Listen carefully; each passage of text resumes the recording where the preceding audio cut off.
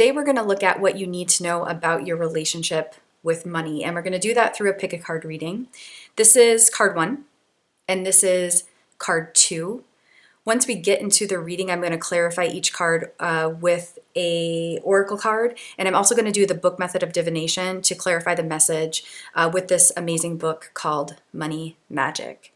But at this point, what I would encourage you to do is pause this video and see which card is calling your attention. I will timestamp each card's reading in the description box of this video. So once again, this is card 1, this is card 2. Pause this video now and decide which card's reading you would like to tune into. Okay, pause this now. Welcome back. This reading is for you if you picked card 1. Card 1 is the Page of Cups upright. Okay. Page of Cups upright. Let's get a clarifier for the Page of Cups, please. A clarifier for the Page of Cups. Ooh, that's too many. It's this one right here. Ooh, 2 of them. Okay. Let's see what these are. Stop in reverse and fear in reverse. And then we're going to actually start with the book method of divination from this Money Magic book. So let's see where it wants to be opened up.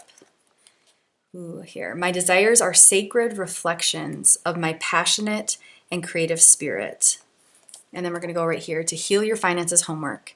Money Witch Savings Challenge. Cultivate a savings practice no matter how small. Saving $20 per week will yield $1,040 at the end of the year. This will allow you to buy a new computer, do a wardrobe overhaul, put a little something towards retirement or a down payment on a used car, get major car repairs or new tires, or launch a new product for your side hustle. Make sure you build in the technology of how it will happen. How much will you save per week or per pay period? Where will you save it? Bank account, safe, envelope? How will you easily transfer the money each week? I want to acknowledge here that when I talk about cold hard cash in this book, as an author from the so-called United States, I refer to the US dollar. I use these exercises because I think it's helpful to have tangible number-based examples to reflect on. These tools are for you no matter where you live if you want them. Take a moment to reflect on the example, bringing in your own currency for relevancy. Oh my gosh, look at how these roses play out for one another. Oh my gosh, she has roses on the front of her book just like these. Oh my gosh, look at that. I didn't even realize that. Wow, that's crazy. Okay. I don't know where to put this. Maybe just right in the middle. And we will get started with looking at your cards.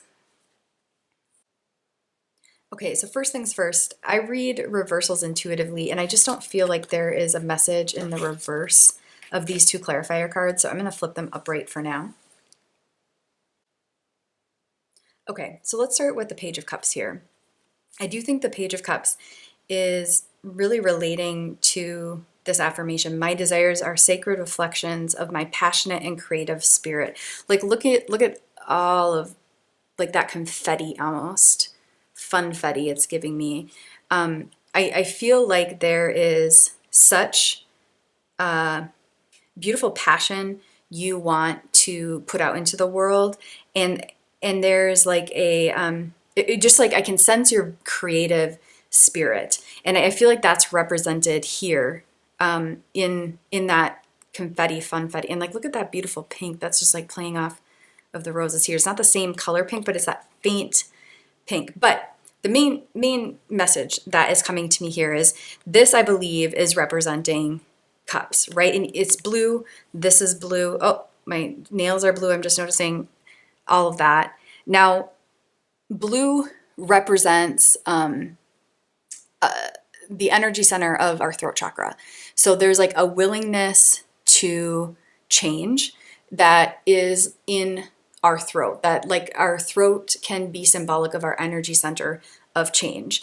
Now, the change that I feel like is wanting to happen. So either your money situation right now, your relationship with money right now is a catalyst for this change. It's triggering emotions within you that are asking for this change.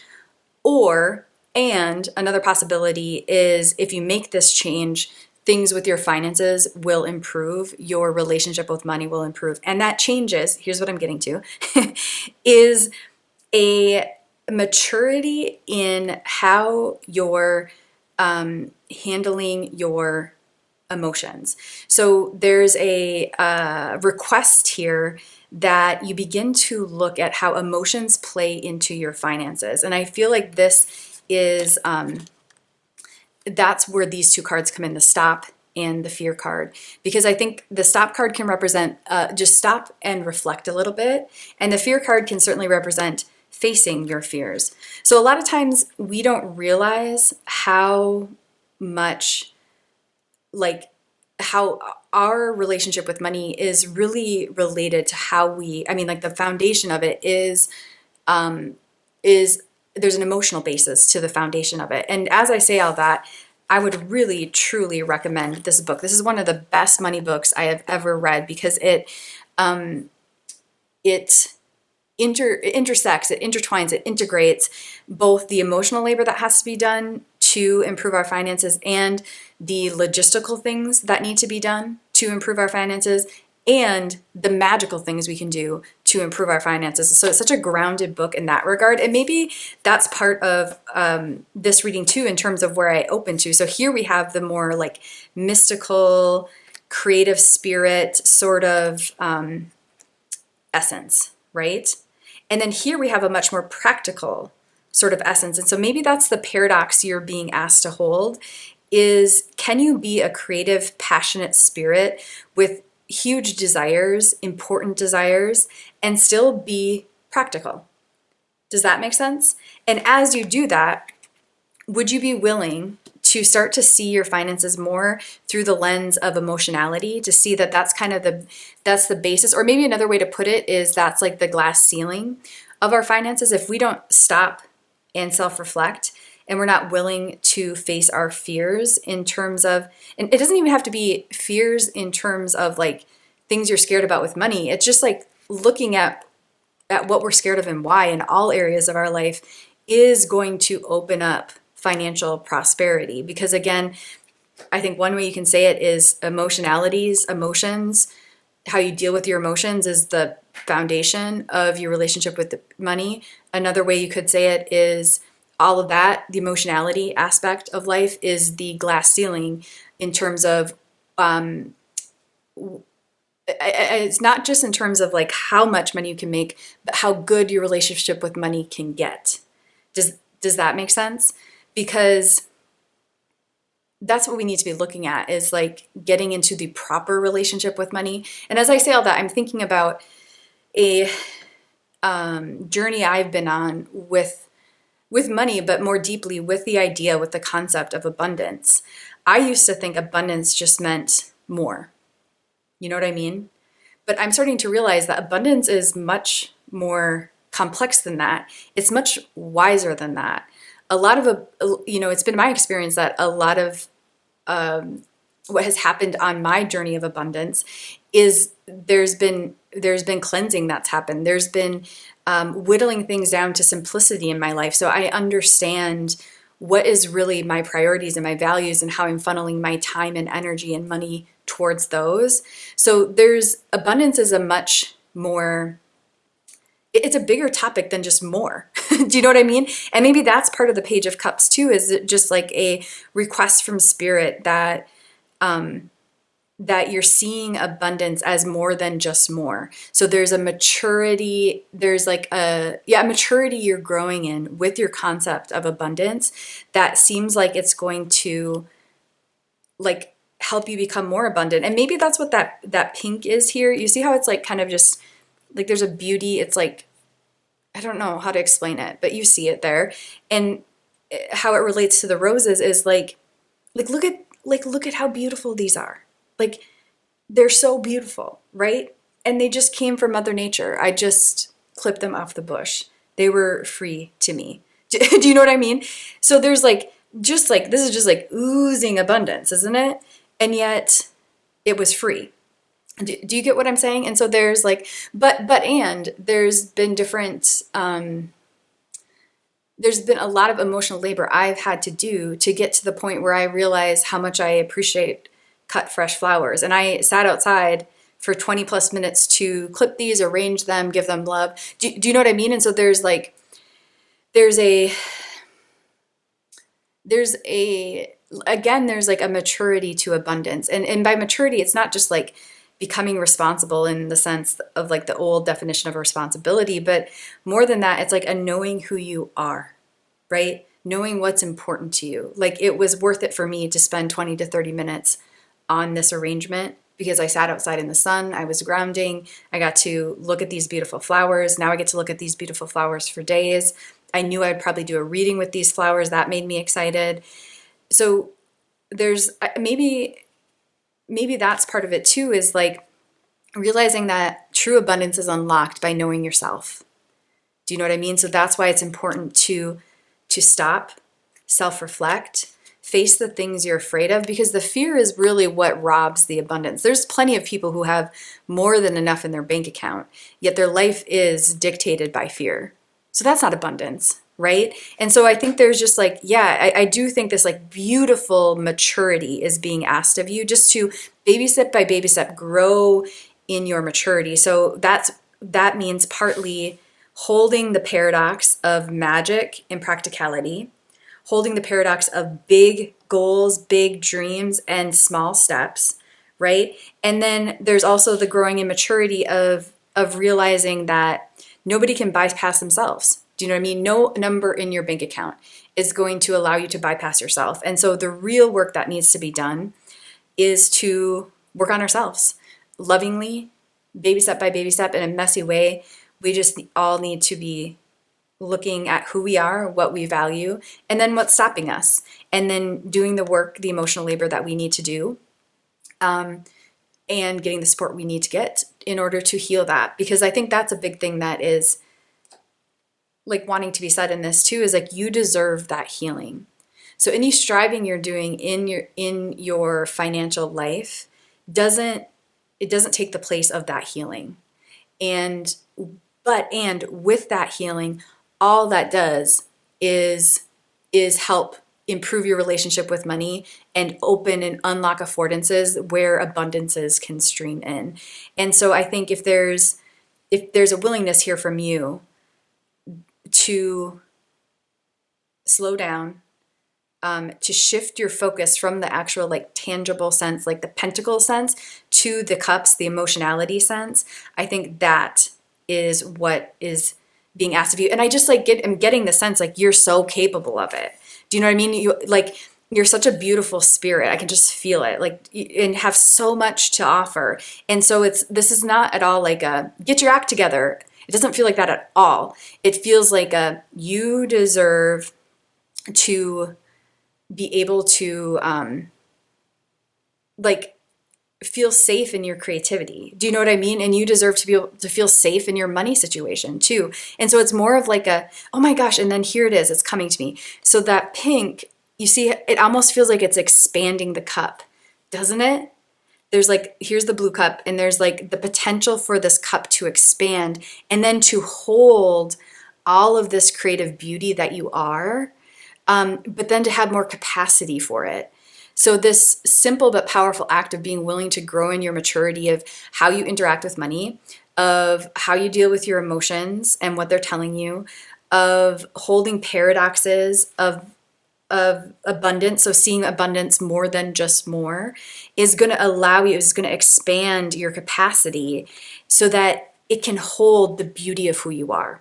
And that's what wants to be said. There's an acknowledgement of the beauty of who you are. You're a sacred creative spirit, and spirit would like that sacred creative spirit to feel held and then to be able to get out into the world more.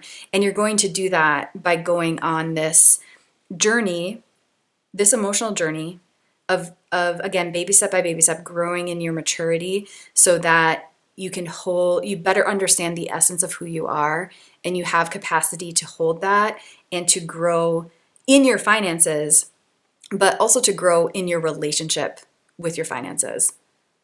Does that make sense? Wow, I'm really excited for you. Let's just finish with this affirmation. So if it feels right, I'll say it 3 times. If it feels right, I'll give you some time and space to say it right after me, whether that's out loud or just to yourself. My desires are sacred reflections of my passionate and creative spirit. My desires are sacred reflections of my passionate and creative spirit. My desires are sacred reflections of my passionate and creative spirit. Your desires are important. You are worthy of those desires coming into manifestation. And I think that's a big part of this reading as well, is what wants to be said is like Spirit sees you in those desires, and Spirit wants to validate those desires. And this invitation to grow in your wisdom and your maturity in all the ways we talked about is Spirit telling you this is how those desires those important, worthwhile, sacred desires can be made manifest. Welcome back. This reading is for you if you picked card 2. Card 2 is the Star card. Ooh, I love the Star card. Okay, so we're going to start by getting a clarifier or 2 for the Star card. And then I'll do the book method of divination with this money magic book. But look at as I'm just shuffling here.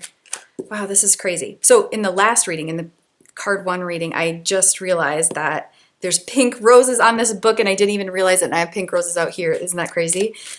And in this card, I'm just noticing how we've got the black of the book and the gold here in the symbolism. Look at those gold diamonds here. Wow, it's so beautiful.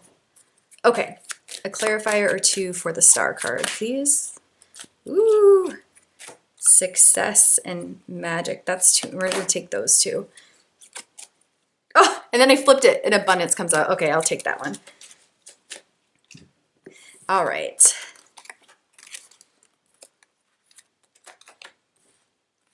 Pretty reading so far. All right, now we're going to do the book method of divination. We'll start with the book method and then we'll get into what the cards want to say. Okay. Ritual. Past, present, and future. This spiritual bathing ritual draws on the purifying element of water and the wisdom of the Jewish tradition of mikveh. I really apologize if I'm mispronouncing that, and I am thinking that I am. The Jewish tradition of mikveh, in order to release the past, arrive in the present, and bless the future. You may either do this in the tub or standing in your shower or outside. If you're using a tub, you will do 3 full dunks under the water and focus on the intentions of 1 step with each dunk. If you are using the shower or outdoor methods, fill a bucket with water. Bring a smaller quart vessel for pouring. With the emotional intention of each step, pour a full vessel of water over your head and each shoulder. Intention 1, release the past. Stop carrying the burden of your past mistakes. Forgive yourself entirely for any financial missteps, self-injurious behaviors, and unhealthy habits you have engaged in. Forgive yourself for any debt you have accrued. Let go of the baggage of the past. Leave your judgments of yourself. All the ways you find yourself lacking and any regrets you have. Let it dissolve in the water and wash down the drain.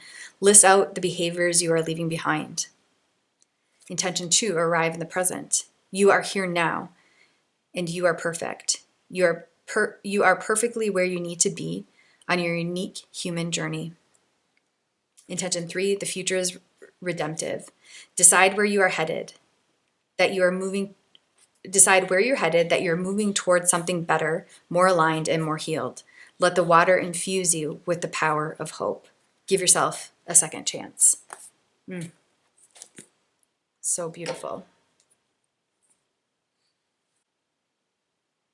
So a big thing that's standing out to me from that passage is she said something along the lines of like allowing yourself to enter into the present. And that stood out to me because I was just speaking to a friend this morning, and we were talking about my human design and how my power is when I come back into the present with my body. And I was telling her that, like, as I've been going through my healing, which that's one thing the star card represents to me is healing, I have been giving myself more and more permission to do that, because I started to notice in my journey that my tendency was to try to solve problems through thinking things through. So I would get fixated in my headspace, and I would be convinced that that is what would lead to my success and abundance, slash resolve an issue or discomfort I was having. And so I would get stuck in my headspace. So what's really coming to me strongly, just because of that conversation, then because of reading that, like, allowing, because she didn't say like move into your future. She said, like, arrive in the present. You release the past to arrive in the present so that you can bless your future. Isn't that beautiful? Right? And so I think there's that, like, arriving in the present. So with all that being said, the big thing that is coming to me is permission in your life in any area, but particularly in the area of money and finances.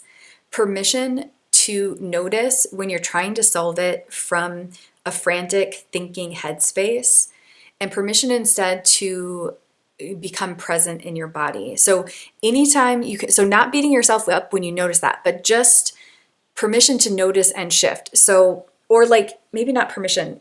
So encouragement to notice when that's happening, and then permission to shift. Because I think before I went through my healing journey, and still it's something that I'm working on, I don't always trust that if I shift out of that fixated headspace, that my needs are going to get met and I'm going to solve problems or move towards more success and abundance, right?